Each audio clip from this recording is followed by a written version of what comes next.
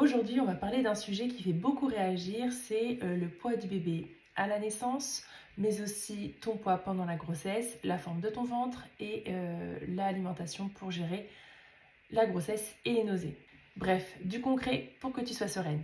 Si tu es enceinte, tu as déjà certainement eu des tonnes de remarques sur ton poids, ton ventre, sur ce que tu devrais manger et ce que tu ne devrais pas manger. On va démêler tout ça ensemble. Allez, viens. Déjà, pour commencer, les fausses croyances sur le poids du bébé. On t'a déjà dit que ton ventre serait trop gros et que ton bébé serait donc trop gros et qu'il ne pourrait pas sortir de ton ventre.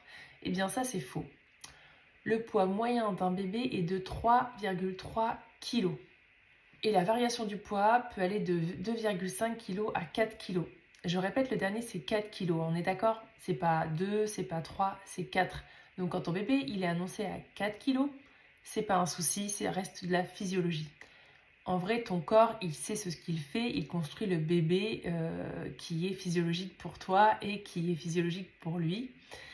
Sauf pathologie et diabète gestationnel, en réalité, ton corps, il s'adapte en fonction de ton bébé et ton bébé prend ce dont il a besoin. Maintenant, je vais te parler des erreurs médicales suite à l'estimation du poids de naissance de ton bébé, justement. Donc en gros, quand on te fait les échographies de fin de grossesse, on va surveiller la courbe de poids de ton bébé pour te dire s'il est bien dans les percentiles, etc. Donc c'est un peu des termes médicaux. Mais en gros, c'est pour te dire s'il est bien dans les courbes, comme un peu quand il sera né, que tu vas faire sa courbe de croissance sur son carnet de santé. Donc c'est vrai que c'est bien, ça donne un indicateur sur le fait que ton bébé il prenne aussi bien du poids et qu'il arrive à bien prendre les nutriments que toi tu ingères aussi dans ta journée. Mais en même temps, ces échographies et ces estimations de poids, elles ont une marge d'erreur qui varie de à peu près 500 grammes. Et 500 grammes pour un bébé naissant, c'est déjà beaucoup. Et puis, ça va être des marges qui vont avoir tendance à peut-être te stresser ou te faire peur parce qu'on va te dire ton bébé il est trop gros, donc tu ne pourras pas l'accoucher parce que toi tu vas avoir un bassin trop fin, parce que tu vas avoir une physiologie trop fine, ou bref, on va te faire croire que ton corps il n'est pas du tout adapté pour accoucher de ton bébé. Et ça, ce sont des fausses croyances. En fait, du côté de la médecine, ça va plutôt être de se dire que on préfère te faire accoucher plus tôt pour éviter les éventuels problèmes. Mais en fait, on ne sait pas s'il y aurait eu des problèmes parce qu'on ne te laisse même pas la chance de pouvoir le faire toi-même. Et c'est souvent là qu'on va te proposer un déclenchement pour bébé trop gros. C'est à ce moment-là que toi, tu dois réfléchir sur est-ce que tu préfères écouter les pronostics de ton bébé et accepter un déclenchement, sachant que ça te sort de la physiologie de la naissance, hein, parce que avoir un accouchement physiologique, ce n'est pas du tout avoir un déclenchement. Le déclenchement te fait sortir de la physiologie puisque on agit sur ton corps et on agit sur ton bébé. Donc ça, c'est vraiment avoir en tête de choisir. Si tu acceptes ça, c'est-à-dire que tu sors de la physiologie et donc tu acceptes de te mettre aux mains de la médecine et donc de devoir avoir tout ce qui va ensemble avec le déclenchement, la péridurale, les aides médicales, etc., etc. Et on en reparlera, mais tu peux aussi rentrer dans la cascade du coup d'intervention. Donc c'est vraiment un sujet important à prendre en compte dès maintenant.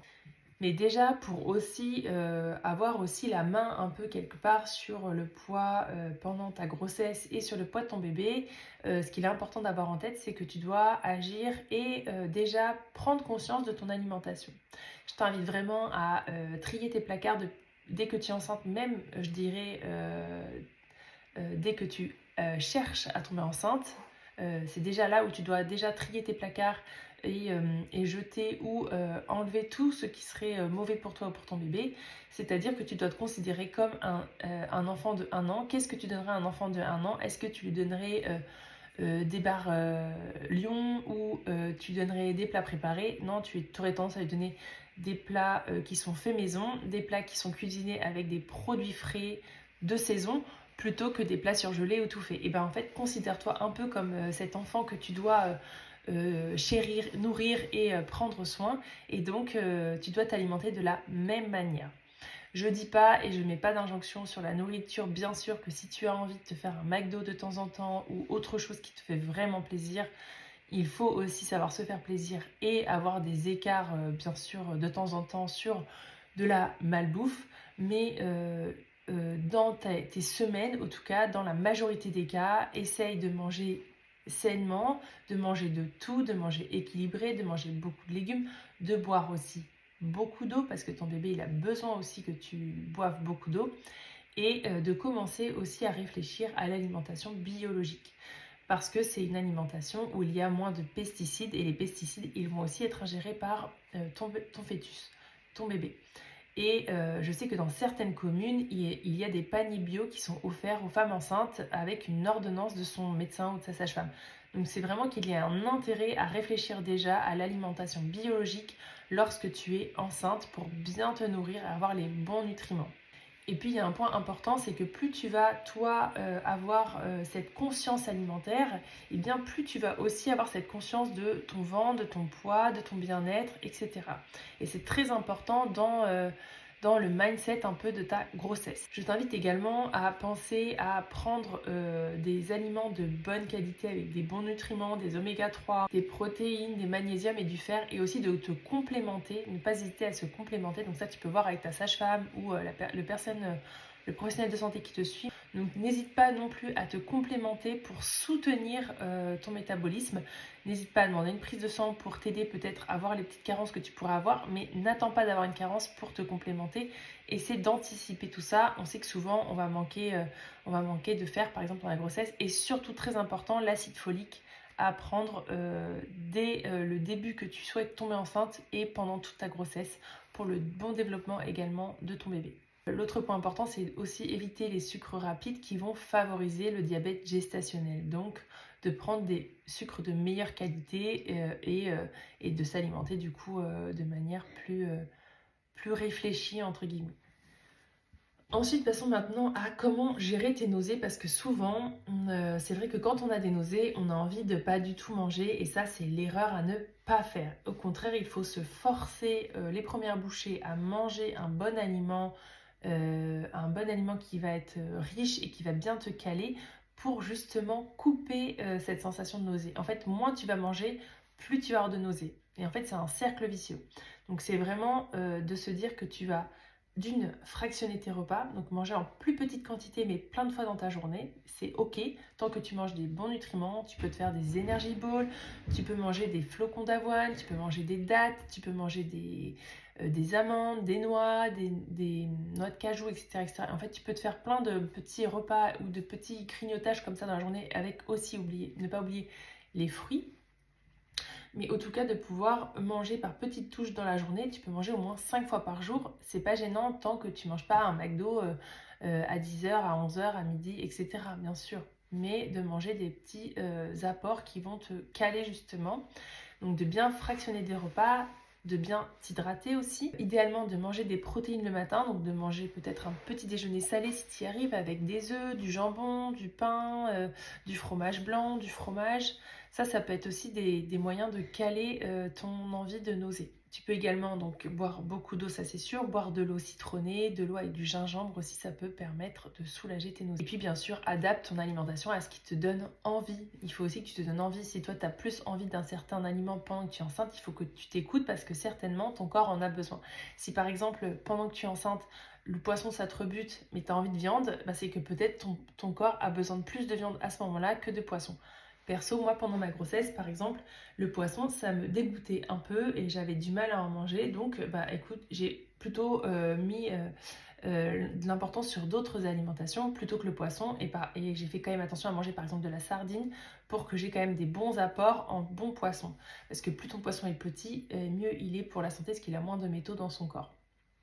Alors attention par contre sur les nausées, donc tu peux quand même t'inquiéter si tu as beaucoup de nausées et que tu perds du poids. Là, il faut vraiment en parler à un professionnel de santé parce que tu peux avoir une hyperémèse gravidique, c'est-à-dire des vomissements trop fréquents, et là il faut quand même te soulager au niveau de la médecine classique avec des médicaments qui vont t'aider à supporter ces nausées qui sont trop fréquentes. Et si tu perds du poids, bien sûr, de consulter également pour pouvoir t'aider à passer ce cap parce que l'alimentation ne sera peut-être pas suffisante. Donc, si je te résume, le poids de ton bébé, ça n'a pas vraiment d'importance, hormis le fait d'avoir une petite alerte sur les potentielles anomalies qu'il pourrait y avoir, c'est-à-dire qu'ils ne prennent pas assez de poids ou qu'il en prenne beaucoup trop, et encore beaucoup trop, franchement je pense que vraiment il faut y aller pour se dire que c'est beaucoup trop. Ça c'est mon avis personnel. C'est surtout pour plus se dire que si ton bébé il commence à être trop petit, qu'il prend pas assez de poids, c'est peut-être que toi tu dois repenser ton alimentation et donc prendre de l'alimentation beaucoup plus riche en termes d'apport, de qualité d'apport, donc de prendre des produits qui sont qualitatifs en termes de farine, avec de la farine complète par exemple, de prendre des pois chiches, des haricots rouges, des lentilles, voilà, tous ces aliments-là qui peuvent t'aider à bien te nourrir, et du coup que ton bébé par la suite aussi lui puisse grandir de manière harmonieuse. Donc bien sûr les échos elles sont utiles pour alerter sur une problématique qui pourrait devenir aussi une pathologie, mais fais-toi d'abord confiance, commence à trier tes placards, à prendre et à acheter des bons aliments, de préférence bio si tu peux, de prendre plaisir dans ton assiette, de mettre de la couleur, de mettre du goût, de mettre des épices, parce que tout ça, ça va permettre à ton bébé de prendre tous les apports dont il a besoin. Lui, il va aller piocher dans ce que tu manges, dans tout ce dont il a besoin. Donc plus tu vas avoir une variété riche de ce que tu manges, et plus lui, il va pouvoir aussi bien grandir dans ton ventre. Après, il n'y a pas d'injonction, tu fais du mieux que tu peux et du mieux que tu le sens. Mais plus tu vas avoir pris conscience de ton alimentation pendant ta grossesse, plus ça sera aussi facile de l'intégrer plus tard pour ton bébé qui va rapidement manger aussi lui comme toi, et donc qui aura besoin de bonnes habitudes alimentaires et qui va avoir besoin d'avoir un exemple, et toi tu seras son exemple ainsi que ton partenaire. Euh, donc des bonnes habitudes maintenant, c'est pas perdu pour la suite parce que ça vous servira pour après avec votre bébé. Si tu as des nausées, surtout n'hésite pas à fractionner tes repas, à boire beaucoup et à consulter si vraiment c'est trop important. Et si on te dit que ton bébé est trop gros, que ton bébé est trop petit, que ton ventre est trop gros ou qu'il est trop petit, écoute, soit tu invites les personnes à ne plus te le dire, soit tu te mets des oreillettes et tu n'écoutes pas ce qu'on te dit, tu fais juste en fonction de comment tu te ressens toi. Si tu te sens en bonne santé, si tu te sens bien dans ton corps, c'est que tout va bien. N'oublie pas non plus de te complémenter en complément alimentaire en plus de ton alimentation, parce que vraiment c'est un support de bien-être pendant la grossesse.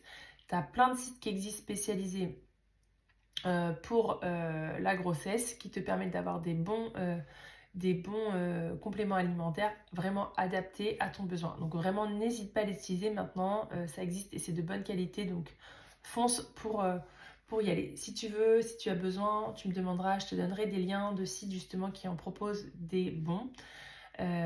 Surtout mange avec plaisir, prends plaisir à te voir grossir, parce qu'en fait c'est pas vraiment grossir dans le sens négatif du terme, c'est pour faire grossir ton bébé, le faire vivre, l'alimenter et le faire naître dans de bonnes conditions.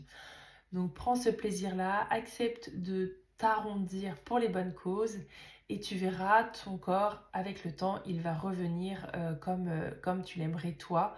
Il y a plein de solutions pour le postpartum, pour retrouver son corps, mais laisse ce temps de s'étendre à ton corps parce qu'il en a besoin, et ton bébé aussi.